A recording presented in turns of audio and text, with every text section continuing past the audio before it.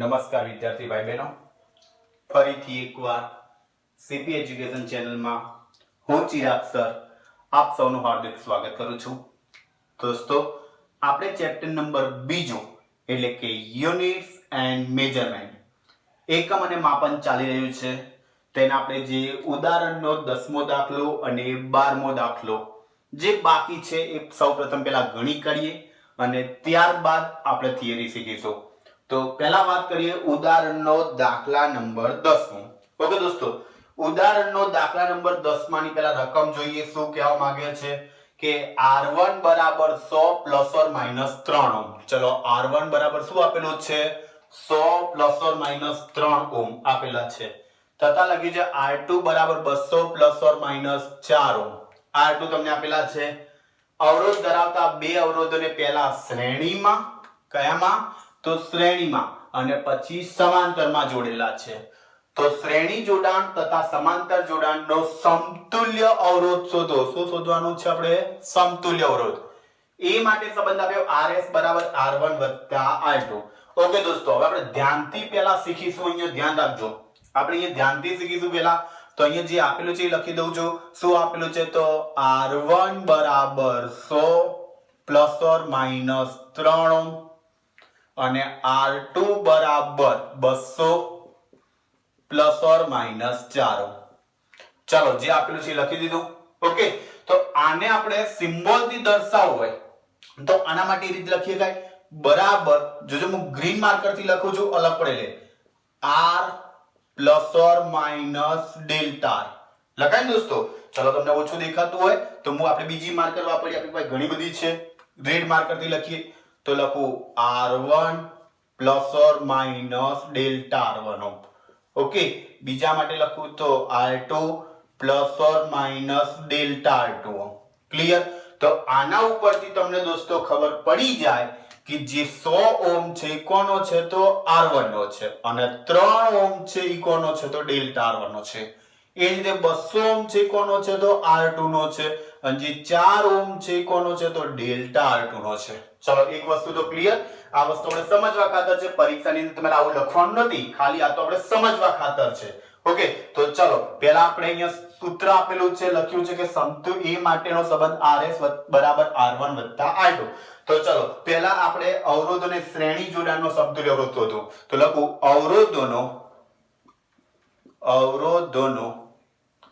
અવરોધોને શ્રેણી જોડાણ નો સમતુલ્ય અવરોધ. ચલો, આ શ્રેણી જોડાણ માટે સિરીઝ એટલે S બરાબર લખું R1 વત્તા R2. ચલો, R1 બરાબર કેટલા? તો 100. દેખાય છે ને? R2 બરાબર કેટલા? તો 200. તો લખું 100 પ્લસ 200 તો કેટલા થશે? 300. તો RS બરાબર મળશે 300. કમ્પ્લીટ દોસ્તો. હવે આપણે શ્રેણી જોડાણમાં નિરપેક્ષ ત્રુટિ શોધવી પડશે. તો અહીંયા લખું છું દોસ્તો, જોજો, શ્રેણી જોડાણમાં નિરપેક્ષ ત્રુટિ. આપણે નિરપેક્ષ ત્રુટિ આવતી છે સરવાળો હોય કે બાદબાકી હોય. આપણે શું કરતા હતા? સરવાળો. યાદ કરો તો ડેલ્ટા RS બરાબર ડેલ્ટા R1 વત્તા ડેલ્ટા R2. ડેલ્ટા R1 જગ્યાએ કેટલા? 3. દેખાય છે ને? ડેલ્ટા R2 જગ્યાએ કેટલા? 4. તો લખું 3 વત્તા 4. 3 ને 4 7 ઓહ્મ. તો ડેલ્ટા RS બરાબર કેટલો મળ્યો? 7 ઓહ્મ. ઓકે દોસ્તો, તો આપણે શ્રેણી જોડાણનો ત્રુટિ સહિત સમતુલ્ય અવરોધ કેટલો મળે એ લખવું. તો લખાય શ્રેણી જોડાણનો, જોજો દોસ્તો, શ્રેણી જોડાણનો ત્રુટિ સહિત સમતુલ્ય અવરોધ કેટલો મળે? તો એમ લખાય RS plus or minus delta RS. ચલો, RS બરાબર શું લખાશે? 300. તો RS બરાબર લખું 300 plus or minus delta RS બરાબર 7. તો 7 કૌંસની બહાર ઓહ્મ એકમ લખવાનો ભૂલવાનો નહીં. ઓકે દોસ્તો, તો આપણે ચલો શ્રેણી જોડાણ માટે શોધી કાઢ્યું. તમે લખી દીધું હશે. જો નથી લખ્યું તો તમે પહેલા સ્ક્રીનશોટ પાડી લો એટલે તમને સમજાઈ જશે અને તમે ઘરે બેઠા લખી શકશો. ઓકે, ચલો સ્ક્રીનશોટ પાડી દીધો છે. આપણે સમાંતર જોડાણની વાત કરવાની છે તો હું આટલેથી રફ આઉટ કરી દઉં છું કારણ કે આ વેલ્યુ તો એમને એમ છે. ઓકે, તો જોજો હવે સમાંતર જોડાણ માટે શોધીએ છીએ. બધાની નજર અહીંયા. સમાંતર જોડાણ માટે શોધું છું તો બધાની નજર અહીંયા. ચલો પહેલા તો આપણે લખ્યું છે કે b માટે 1/r' બરાબર 1/r1 વત્તા 1/r2 નો ઉપયોગ કરો. તો જેમ આપણે લખ્યું હતું અવરોધના શ્રેણી જોડાણ માટેનો સમતુલ્ય અવરોધ, તો એ જ રીતે લખું અવરોધના, જોજો દોસ્તો, અવરોધના સમાંતર જોડાણ નો સમતુલ્ય અવરોધ, નો સમતુલ્ય અવરોધ. જે સૂત્ર આપી છે લખી દઉં કે 1 સમાંતર માટે પેરેલલ તરીકે p લખો. અહીંયા ડેશ આવે છે પણ આપણે p લખીએ છીએ. ઓકે, તો 1/rp = 1/r1 વત્તા 1/r2. જોજો દોસ્તો પહેલા હું સૂત્ર બનાવી દઉં છું. તો 1/rp ના 1/rp બરાબર નીચે લસા લઈ લો તો r1 * r2, ઉપર શું થઈ જશે સરવાળો તો r2 + r1. જો r2 અહીં ગુણાશે, r1 અહીં ગુણાશે. ઓકે, ઉલટાઈ દઉં છું, શું થશે rp બરાબર r1 r2 નીચે r1 + r2. મળી ગયું સૂત્ર. તો હવે આ સૂત્રમાં આપણે શું કરશું, કિંમતો મૂકીશું. જોજો દોસ્તો હું કિંમત મૂકું છું તો શું થશે, જોજો rp બરાબર r1 * r2, r1 ની જગ્યાએ 100, r2 ની જગ્યાએ 200. ઓકે, તો 100 ગુણ્યા 200 નીચે 100 વત્તા 200 થશે. ચલો 100 ગુણ્યા 200 નીચે 100 વત્તા 200, તો 100 ગુણ્યા 200 કેટલા થશે, તો 20000. નીચે 100 વત્તા 200 કેટલા થાય, 300. 2 0 2 0 ઉડી જશે તો શું થશે, 200 ભાગ્યા 3. તો શેના બરાબર મળ્યો, rp બરાબર. હવે દોસ્તો ખાસ જો અહીંયા બીજું સૂત્ર પણ આપેલું છે. જે આપેલું છે હું લખી દઉં છું કે ડેલ્ટા r ડેશ ની જગ્યાએ આપણે p લખીએ છીએ upon rp² = ડેલ્ટા r1 ભાગ્યા r1² વત્તા ડેલ્ટા r2 ભાગ્યા r2². ઓકે દોસ્તો, મને કોઈ શોખ નહીં થયો, આ સૂત્ર આપેલું છે, લખ્યું છે કે નો ઉપયોગ કર્યો એટલે મૂકું છું. સમજાય છે ને? ઓકે, તો અહીંયાથી ડેલ્ટા rpm ના એમ આ rp² ક્યાં જશે દોસ્તો, બોલો, ભાગાકારમાં છે તો ગુણાકારમાં. તો શું થશે, = rp² * ડેલ્ટા r1 ભાગ્યા r1² વત્તા ફરીથી rp² * ડેલ્ટા r2 ભાગ્યા r2². rp બરાબર 200 ભાગ્યા 3 લખાશે દોસ્તો. rp બરાબર 200 ભાગ્યા 3. ચલો પહેલા આપણે કેલ્સીમાં કરવા તો કરી નાખો. 200 ભાગ્યા 3 કેટલા થાય છે, કરી નાખો જલ્દી. 200 ભાગ્યા 3 તો મને એ જવાબ મળે છે 66.7. જે જવાબ મળે છે એ જ લખી દઉં છું 66.7. તો અહીંયા લખી શકાય દોસ્તો 66.7 એનો શું થશે સ્ક્વેર. કેમ, વર્ગ છે એટલે ઇન્ટુ ડેલ્ટા r1. ચલો ડેલ્ટા r1 બરાબર કેટલા, 3 ભાગ્યા r1². r1² બરાબર કેટલા, 100. તો લખું 3, જોજો 3 ભાગ્યા 100 વત્તા rp માટે ફરીથી 66.7 એનો સ્ક્વેર ઇન્ટુ ડેલ્ટા r2 બરાબર કેટલા, 4, r2 બરાબર કેટલા, 200. તો લખું 4 ભાગ્યા 200 નો સ્ક્વેર. હવે દોસ્તો આપણે શું કરવાનું છે, તો કેલ્ક્યુલેટર લેવાનું છે. કેલ્ક્યુલેટર ની અંદર ચાલો કરો બધાય 66.7 ગુણ્યા 66.7 ગુણ્યા 3 ભાગ્યા 100, ફરીથી જે જવાબ આવે એના ભાગ્યા 100. કેટલો જવાબ આવે છે જો, તો મને અહીંયા જવાબ મળે છે, લખું છું 1.33466. જે જવાબ મળે છે લખું છું 1.33466 પ્લસ. ઓકે, ફરીથી એ જ રીતે 66.7 ગુણ્યા 66.7 કેમ વર્ગ છે એટલે બે આપણે લખીએ ગુણ્યા 4 ભાગ્યા 200 ભાગ્યા 200. કેટલો જવાબ મળે છે, જો કેલ્ક્યુલેટર ની અંદર મને અહીંયા જવાબ મળે છે 0.444889. મને અહીંયા જે જવાબ મળે છે લખું છું 0.444889. ઓકે દોસ્તો, હવે બંનેનો શું કરી દઈશું આપણે, સરવાળો. તો સરવાળો કરો જલ્દી કે 1.33466 7 વત્તા 0.444 889 મને અહીંયા જવાબ મળે છે 1.779 556 મને જે જવાબ મળે લખી દઉં છું કે ડેલ્ટા આરપી બરાબર 1.779 જોજો દોસ્તો જવાબ સાચો મળે ખોટો મળે જોજો 1.779 556 ઓકે બે ટર્મમાં જઈએ અહીંયા સાર્થક અંક 2 તરીકે લઈએ તો અહીંયા જો અહીંયા આટલેથી નીકાળી દેવું પડશે 7 માં 7 છે એટલે 5 કરતા મોટી વેલ્યુ છે તો 1 આગળ ઉમેરી જશે કેટલા થશે 1.8 ઓહ્મ તો ડેલ્ટા આરપી બરાબર મળશે 1.8 ઓહ્મ ક્લિયર દોસ્તો તો હવે સમાંતર જોડાણ ત્રુટિ સહિત સમતુલ્ય અવરોધ કેટલો આવે તો હું લખું સમાંતર જોડાણનો જોજો દોસ્તો સમાંતર જોડાણનો ત્રુટિ સહિત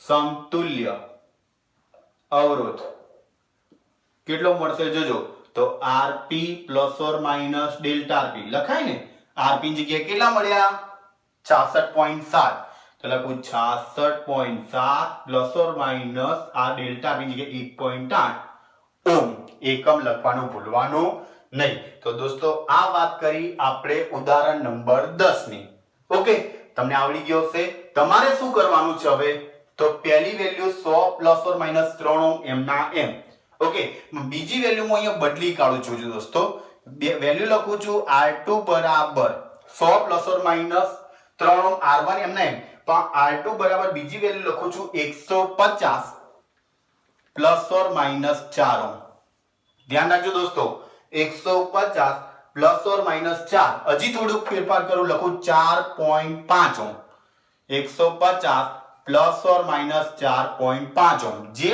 આ R2 છે એની જગ્યાએ મેં વેલ્યુ R2 આપી છે 150 પ્લસ ઓર માઈનસ 4.5 ઓહ્મ આ બે વેલ્યુ લઈને તમારે દાખલો ગણવાનો છે ઓકે અને જે જવાબ આવે એ મને કમેન્ટ બોક્સ ની અંદર અથવા મારા પર્સનલ નંબર પર સેન્ડ કરવાનો છે કેમ આપો છું કે જેથી તમારે ઘરે ગણો તો મહાવરો થઈ શકે ઓકે ફરીથી રિપીટ કરી દઉં કે R1 ની value 100 plus or minus 3 ohm એમ ના પણ R2 ની વેલ્યુ જે 200 પ્લસ ઓર માઈનસ 4 ઓહ્મ હતી એની જગ્યાએ 150 પ્લસ ઓર માઈનસ 4.5 ઓહ્મ એટલે R1 ને R2 આ બે લેવાની છે અને પછી દાખલો ગણવાનો છે ઓકે દોસ્તો તો હવે તમે ગણી કાઢશો આ દાખલો તો હવે બહુ સહેલો થઈ ગયો હવે પછી આપણે જે ઉદાહરણ નંબર 12 જે રકમ લખી છે એ દાખલો ગણીએ ચલો આ લખાઈ ગયો છે તો હું આને રફ આઉટ કરી દઉં છું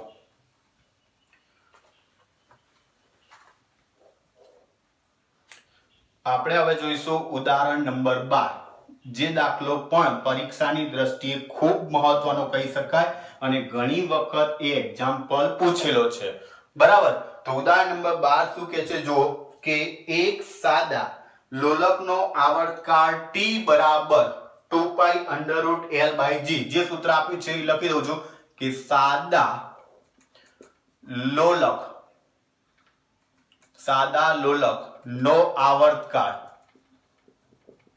t બરાબર 2 પાઈ અંડર રૂટ l/g હવે એવું લખેલું છે આગળ વાંચો કે 1 mm ની ચોકસાઈ સાથે કેટલું આપ્યું છે 1 mm એટલે કે એનો મીનિંગ એમ થયો ડેલ્ટા l બરાબર 1 mm આપણને આપેલું છે ડેલ્ટા l બરાબર 1 mm હું લખી દઉં છું અહીંયા ડેલ્ટા l બરાબર 1 mm સેન્ટીમીટરમાં ફેરવો તો 1 સેન્ટીમીટર બરાબર કેટલા મિલીમીટર તો 10 તો અહીંયા 10 વડે ભાગો તો 1/10 એટલે 0.1 સેન્ટીમીટર ની ચોકસાઈ સાથે મળેલી લંબાઈ કેટલી તો l બરાબર 20 સેન્ટીમીટર મને આપેલું છે l બરાબર 20 સેન્ટીમીટર કોક ટાઈમ થી સર ડેલ્ટા l બરાબર mm મતલબ કેમ સેન્ટીમીટર માં લાયા તો આ વેલ્યુ સેન્ટીમીટર માં છે તો આ પણ વેલ્યુ સેન્ટીમીટર માં હોવી જોઈએ બંનેનો એકમ સરખો કરવા માટે હવે આપણને આગળ શું લખ્યું છે વાંચો તો 1 સેકન્ડના વિભેદન વાળી કાંટા ઘડિયાળ એટલે અહીંયા ડેલ્ટા t આપેલો છે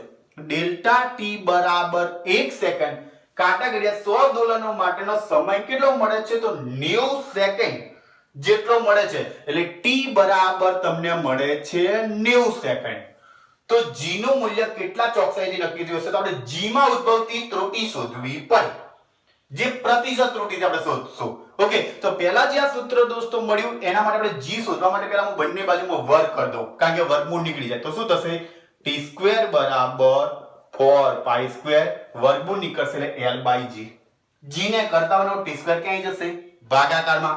તો g બરાબર 4π² l/t².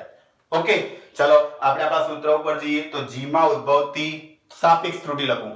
g માં ઉદ્ભવતી, પહેલા આપણે સાપેક્ષ ત્રુટિ શોધીએ.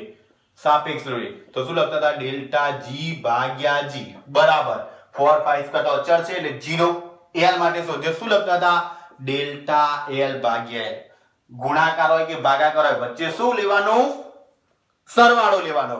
તો વત્તા આ બે ઘાત ક્યાંય જશે? આગળ. તો 2 into, ચલો બોલો શું લખાય? હા, ડેલ્ટા t ભાગ્યા t. કમ્પ્લીટ. હવે ખાલી વેલ્યુ શોધવાની. તો આપણે પ્રતિશત ત્રુટિ લખીશું. g માં ઉદ્ભવતી પ્રતિશત ત્રુટિ તો 100 વડે ગુણી જશે. તો લખું g માં ઉદ્ભવતી પ્રતિશત ત્રુટિ. પ્રતિશત ત્રુટિ શોધી એટલે શું થઈ જશે? ટકા. તો ડેલ્ટા g, જોજો દોસ્તો, ડેલ્ટા g ભાગ્યા g ગુણ્યા 100 થઈ જશે. હવે આપણે શું કરશું દોસ્તો? જોડે જોડે વેલ્યુ મૂકતા જઈશું. ઓકે, પહેલા આપણે સૂત્ર લખો. સૂત્ર લખી દઈએ. ચલો, ડેલ્ટા l ભાગ્યા l ગુણ્યા 100 વત્તા 2 ડેલ્ટા t ભાગ્યા t ગુણ્યા 100. ક્લિયર? ચલો હું વેલ્યુ મૂકું છું, ધ્યાનથી જોજો. ડેલ્ટા g ભાગ્યા g ગુણ્યા 100 એમ ના એમ ગુણ્યા 100 એમ બરાબર. ચલો બોલો, ડેલ્ટા l બરાબર કેટલા? તો 0.1. દેખાય છે ને? 0.1 ભાગ્યા l બરાબર કેટલા? તો 20. મેં ડેટા રીતે લખી દીધો છે એટલે મને હવે કઈ તકલીફ નહીં પડે. ગુણ્યા 100 પ્લસ 2 ની વેલ્યુ કેટલી આપેલી હશે? જો 2 ની વેલ્યુ કેટલી? 2 જોય. તો 2 ની વેલ્યુ 2 ઇન્ટુ ડેલ્ટા t બરાબર કેટલા? તો જો 1. તો ડેલ્ટા t બરાબર 1 ભાગ્યા t બરાબર 90 ગુણ્યા 100. ક્લિયર દોસ્તો? હવે આપણે કેલ્ક્યુલેટર લઈ લો. 0 0 તો અહીંયા ઉડી જવાના છે, ખબર છે દોસ્તો? ઓકે, 2 5 10. 5 ગુણ્યા 0.1 એટલે 0.5 થશે. 5 ગુણ્યા 0.1 એટલે શું થશે? 0.5 પ્લસ ના પ્લસ 0 0 અહીંયા શું થશે? ઉડી જશે. 10 દુ 20 ભાગ્યા 9 કરો. ચલો જલ્દી ફટાફટ. 10 દુ 20 ભાગ્યા 9 કરો તો મને અહીંયા જવાબ મળે છે 2.2. તો લખી દઉં 2.2. ચલો સરવાળો કરવાનો છે. તો 2 + 0 એટલે 2 5 ને 2 7. આપણને ખબર છે હવે સરવાળામાં ઉદ્ભવતી ત્રુટિ આપણે એમાં જોઈએ તો સરવાળા બાદબાકી માટે પોઈન્ટ પછી અહીંયા એક ટર્મ છે, અહીંયા પોઈન્ટ પછી એક ટર્મ છે. તો આપણે દશાંશ ચિહ્ન પછી એક આવે સાર્થકમ ત્યાં સુધી જવું પડે. દશાંશ ચિહ્ન પછી એક આવી ગયો તો 2.7%. તો આશરે લખવું હોય કે આશરે કેટલું મળશે? તો 2.7 ના આશરે લખીએ તો કેટલા મળે? 3%.